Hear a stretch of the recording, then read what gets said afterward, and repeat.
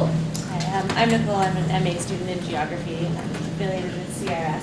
Firstly, thank you for a really interesting and really unique presentation. It's so nice to see sort of different approaches like this.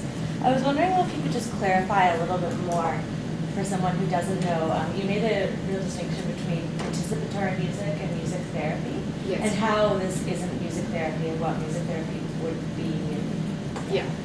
There are lots of differences, but the key difference is that music therapy is usually conducted in an institutional setting. So you will hear about music therapy in hospitals, for example, whereas the move away from institutional settings into more community-based approaches, that's what's emerging as community music and involves more participatory approaches. So it's based on what the participants want to do, as opposed to coming up with a program. This is our program of music and we're going to take you through it for the 12 weeks. The monthly gatherings in the community emerged from asylum seekers who went to detention centres, and once they were in the community they said, we'd really like to continue with the music because it really helped us, so we want to find a venue, and so it emerged from the ground up, so to speak. So that's the key difference. But there's a whole body of literature on each approach. But yeah. Yes. I'm wondering, I mean, Raj. Yes. Yeah. Research Associate at the Center for Refugee Studies on Migration. I'm wondering if the initiative of having this music came from this scattered organization, Yes. and what they had at the back of their minds. Yes. Whether it was to help them go through this very stressful period and so on.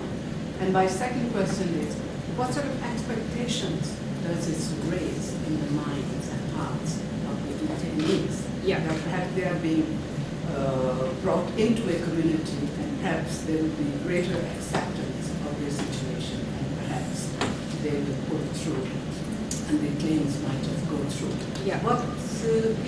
Yes. Does Great that come out questions. through the narratives? Or Yes. No, these are really great questions. To answer your first question, so that's another story that Brian likes to tell, is that there was this group of community workers, social workers, who were very concerned about what was going on in Australia, and they were meeting on a very regular basis in a setting like this around the table to discuss what they could do and what limited things they could do. And one day, as they were having that meeting, very formal meeting, they heard someone playing the guitar. And they went down the corridor and they went to see what was going on, and it was someone from El Salvador who was playing the guitar, and there was someone from Sri Lanka who was also playing the guitar, and they said, oh, look at that. They're actually using music to communicate with each other, to develop a connection based on their background of being asylum seekers. And because Brian is a musician, that sort of said to him, well, instead of us sitting around a table trying to figure out what to do, this is what we could do. This is a simple way of engaging across the cultural ethnic boundaries that sometimes can prevent engagement to happen. So that's how they started.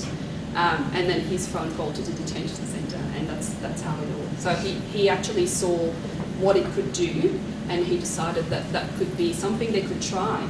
And since then, that's had, I guess it's had a lot of success within that small group, that small setting. In terms of the expectations that it set, that would probably be a great question to ask the participants, which we haven't had a chance to do. But the intent of maintaining that regular engagement every Wednesday night, even if it's a public holiday, if it's Christmas, it doesn't matter, they go with their instruments. There might be 5 people there, there might be 30. It doesn't matter for the music facilitators, they just want to be there. And it's a matter of, they start again. So every Wednesday they introduce themselves, why they're there, what they would like to do, what they hope to achieve, and they don't set very high expectations in terms of how people are expected to participate either. So sometimes they go in and they just play music and they don't get much participation. At other times, it's taken over by participants and the participation is great. The missing part of the puzzle that I think you mentioned is what happens once they leave the detention centre. Some of that we don't know, because part of the policy is that they can be moved from one detention centre to another without warning. without notice. It really depends on the asylum seekers whether they want to get back in touch with scattered people after they are in the community. So there isn't just one straightforward way of knowing what happens afterwards. So the scattered people monthly gatherings are there if they want to keep participating, but apart from that, that's still a bit unknown in terms of what happens afterwards. Thank you. Christina, and I'm sorry, your name? Chloe. Christina, then Chloe. Yes. So I'm Christina Clark-Kazek. I teach at the Glendon campus, and I'm also affiliated with CRS. I have a question about sort of the politics of music, because as you mentioned, I mean, music is sort of seen as this social, cultural, sort of innocuous type of activity, and it allows doors to be opened where otherwise you may not have access to asylum seekers. Yes. But on the other hand, music is very political, and you know, I've worked with refugees in Central Africa, where music is used historically, but also in contemporary circumstances to mobilize people to pass political messages, to rise up against authorities. Yes. And I'm just wondering if there were any limits placed on the group in terms of what kind of music was deemed acceptable, first of all. But then the second question is related to the whole notion of ethics and methods, and you know, if this group was getting access to the asylum seekers on the basis of just doing some, you know, very kind of innocuous music making activity, and then you're using the information to actually then expose some of the injustices. I'm just wondering how that affects access for future researchers, and whether there could be any backlash against the asylum seekers themselves who are still within the detention center. Absolutely. So, and these are all concerns that we've thought about, and I'll talk about this in a minute. In terms of the nature of the songs, because most of the repertoire is based on what's been written from their experiences of being inside a detention centre, so it's the contribution of past asylum seekers who were detainees.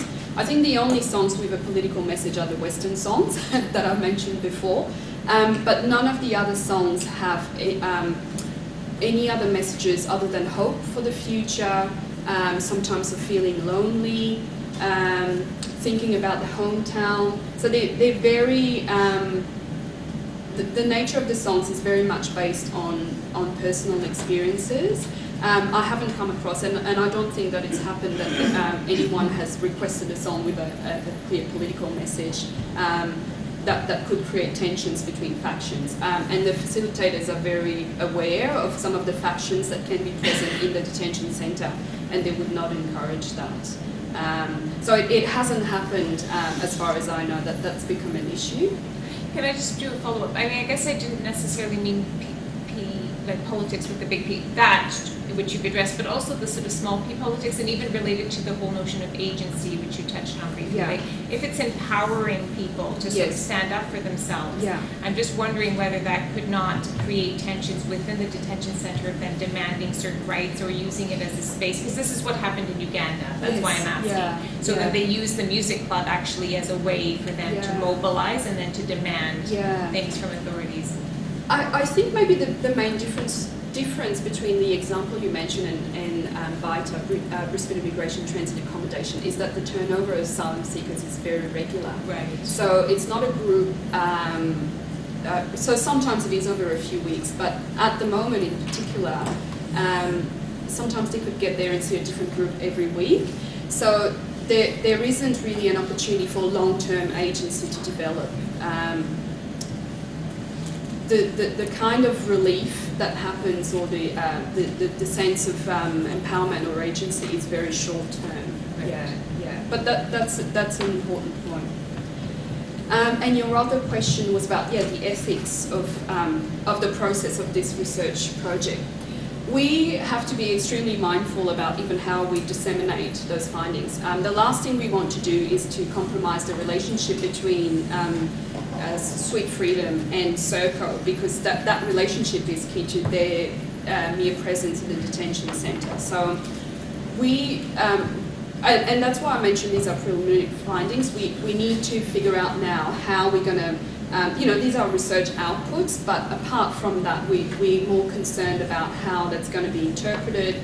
If it's publicised, people are likely to get Well, Brian has always refused to be interviewed by the media. So the videos these are sort of internal videos that he uses to publicise scattered people, but he's never given a media interview, because the first thing that will happen is that the community will say, wow, people in detention on taxpayers' money, blah, blah, blah. I think you know the drill.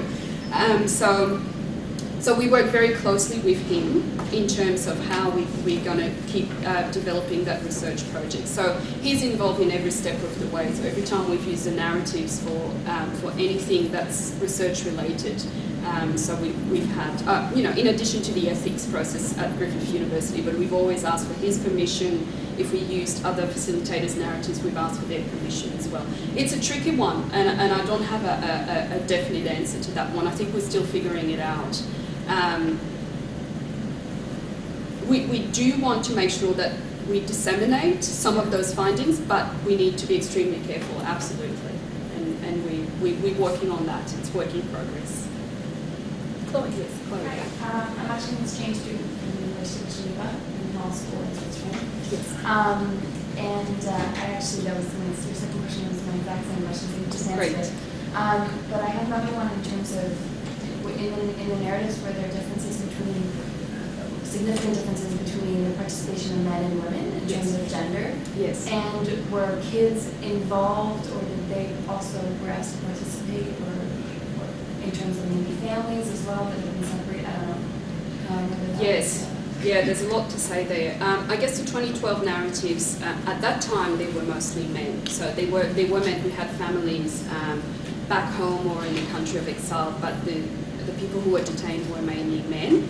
After that, more families were sent to Brisbane, more unaccompanied minors, so young men and young women. Earlier this year, there were a lot of children because Lethe, the girl with the woman with the tie who goes to the detention centre, she started to play lullabies and teach ABC, how to sing ABC in English. So she's had to adapt her style of singing to the group that she's engaging with. So it really depends on who's there when they get there on Wednesday night, who's willing to participate, who's able to participate. And some of the gender norms that they've started to notice in their interactions are mostly related to, so the example that I mentioned, how Iranian women who would come sometimes wear the veil, not sing a lot, and then after a couple of weeks they might not have the veil, wear jeans and sing a bit more, and then say, well, I write poetry, would you mind turning this into a song? So there's a few changes there. Most of the changes happen definitely after they are in the community. But yeah, it's every time they get there on Wednesday, it's unknown, and sometimes they've even had trouble getting in. So yeah, it's quite a difficult setting to be engaged in. Susan. Susan Croft, faculty resident at CRS. This dilemma about awareness, public awareness, and not public awareness. Yeah. Because when I think of the discourse in Australia, and how this is such a good news story, Yeah. and the engagement of people, and people, Australians, giving their time, being involved in this, and rewards to them. Yes. So this somehow it feels like this could be such an opportunity for public education awareness, and that when you hear it, but also where people are coming from. Of course, in Australia, the acceptance, when they find you get through the review process, Yeah. the acceptance rate is like 80 to 90%. Yes. So these are genuine refugees. Yeah. And Yes. so the sense that these are people who are deserving of protection. Yeah. And in fact, also people who come with also skills and knowledge, capacity, and music is this way of Yeah. crossing over cultural. Yes. Yeah. But it's on YouTube. So Yes, so this one is because the asylum seekers who are participating, they're in the community, so so that's a little bit different. And I guess this was filmed in the context of the music festival in November last year. So but in terms of reporting it as part of research, it's a different ballgame. And so I'm glad you used the word dilemma, because that's exactly what we're faced with. we want to counter that narrative of boat people, queue jumpers, with stories that show skills and strengths and potential and talent. But we do need to be careful how it's being done and whether it's going to compromise the visa process for some of them or even their sense of safety. Yeah, so that's the biggest question I think in the whole project. Gerald. Gerald Groneman, also at CRS and political science here. So just feeding off of some of the other questions, there's so much that I can appreciate and do appreciate about this project. But there's something that makes me a bit uneasy, and it comes to the politics angle. I think Christina was starting to get at it, but to take a different direction, and maybe this is a bit harsh, but I'm just trying to pinpoint my own sense in relation, especially to some of the videos. Yes. What kind of politics is in play here? There are moments when it almost seems like a charity model. There's an opportunity to do good to provide people, to give people, there's that kind of giving to somebody else an opportunity to have an outlet, a means for this, a means for that, right? Yeah. And I'm not wanting to downplay the importance of all of that, but then when you see the effect that it had on the givers, you can't help, or at least I can't help but just feel like I can't help but wonder, what is actually motivating all this? So this starts to get me into sort of questions of a charity model. Yeah. But then I know that there's also subversive politics in play here as well at the same time, and I'm sure that there's a mixture going on. Yes. And so when I think of your themes, humanization, community resilience, and agency, I wonder, well, who's being humanized here? Is it the Australians who are participating in this process? It's a process of kind of trying to retrieve some element of humanity amongst the Australian population. So, who are actually engaging in this kind of material, this kind of activity, or the guards, right? The guards get involved as well, so the guards are getting humanized at a certain level, and I'm not dismissing the importance of that, but all these themes, we could sort of turn the research lens around and we could ask how these themes play out for the staff or the guards, but also for the musicians and the researchers. It's just so fascinating, it's multifaceted, and I don't know exactly what to make of it myself, but I'm left troubled, maybe productively so. It's not a question, it's more of a statement. I did have other things I wanted to ask about just the effects on access, but they've already been, I think, engaged. So I'll leave you with my perhaps overly harsh. No. I appreciate that comment very much, because it's as you were speaking, I was actually thinking, well, why? Well, one of the reasons is because what we can actually do is so limited. It's very limited, and this is one of the very few pathways. And it is far from perfect, of course, it is, but it is what we have to work with right now. There's not much more than that happening in terms of, you mentioned the charity model, in terms of community development approaches. That can sort of happen further down the track when non-government agencies or resettlement agencies are working with asylum seekers and refugees, for sure. But yeah, in that context, it is fairly limited, and I would tend to agree with that. But I also mentioned that this is one part of 3 phases, and a third phase involved the interviews with music facilitators and asylum seekers who have left the detention centres, and we haven't finished with that yet. But I'm hoping, and that's a very good point to raise, that we will be very mindful of how the data from the interviews reinforces it or challenges it completely. So I think it's a very valid point to make. And I think in terms of what you said about humanisation, yes, it is the humanisation of people who participate, who bring music to the detention centre, people who are there. We don't know how things are when the musicians are not there.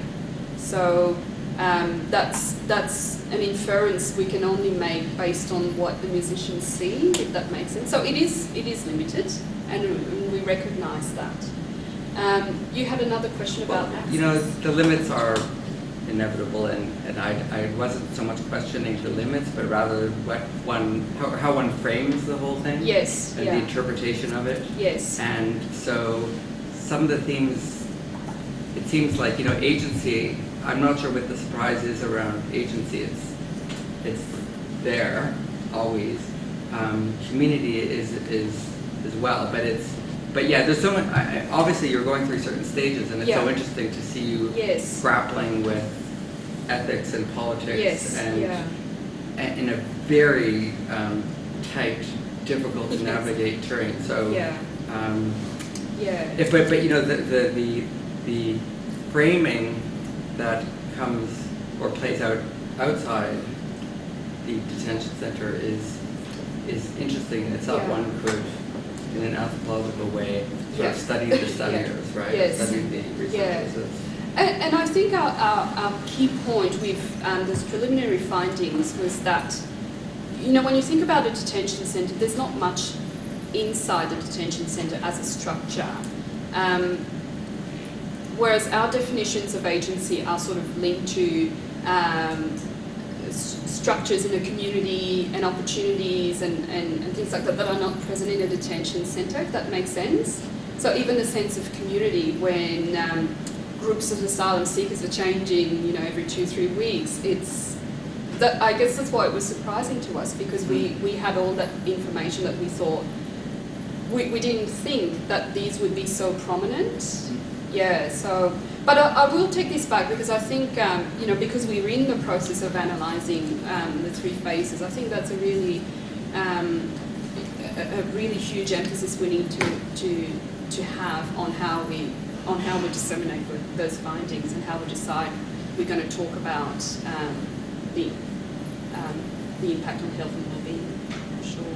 Thank you for that. I'm going to ask you all to join me in a moment to thank Caroline again. But I think that this, you know, given previous talks we've heard about social science researchers are not getting into these detention centers. You spoke about social workers also. Yeah.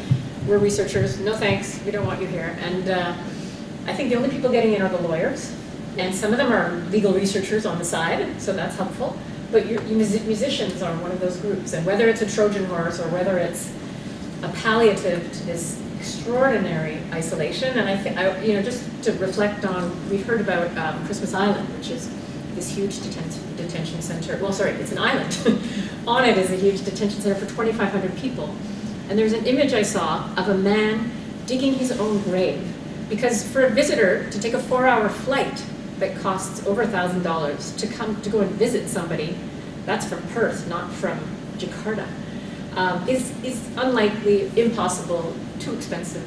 You know, the isolation for those people is even greater. So I think there's some really interesting pieces for us to think about, especially since in 2 weeks' time, this is where I get to say, we have a law professor from Australia, Dr. Claire Higgins, coming from the University of New South Wales, your new university, as of next year, who's going to talk about Operation Sovereign Borders and about the closure, literally all of the edges of Australian islands and mainland, if you can call the island of Australia and mainland, which I think you can, have been excised for the purposes of migration. So if you land on the shores, too bad, doesn't count. You can still be sent to Nauru, depending on how Nauru and Manus Island, part of Papua New Guinea. So these are the remote control offshore sites that we've heard about in past talks, but I think it's been so rich to hear, A, about arts-based methods and methodology, and B, to hear of the possibilities where there are so few ways in. So I'd like to make, before I thank Caroline, I keep delaying it, but 2 thank yous that I haven't made so far, introductions and thank yous. Nicole Main, who introduced herself earlier, has been extraordinarily key and critical to the fall lineup of the seminar series, and will be key, is already key to the preparations for the winter. So I'd like to thank Nicole. And just in case you might be new to this group, I want to introduce Michelle Millard, who's really kind of the head honcho overseeing all of us. And Michelle is the center coordinator for the Center for Refugee Studies. So questions, if you have questions about how we operate and such, you can see me or Michelle. Sorry, Michelle or I. And then I think that's everything except, the sign-in list. So I just want to, DJ is going to be circulating this. Just a note to say, it will be circulated between 10 and 15 minutes into the talk.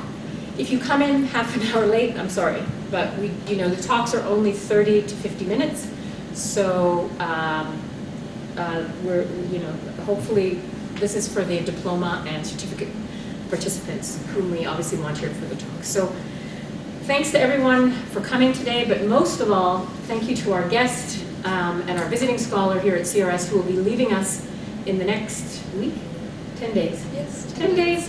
So thank you, Caroline. You've been a wonderful addition to the CRS, and thank you for your talk today. Thanks. And join us in 2 weeks.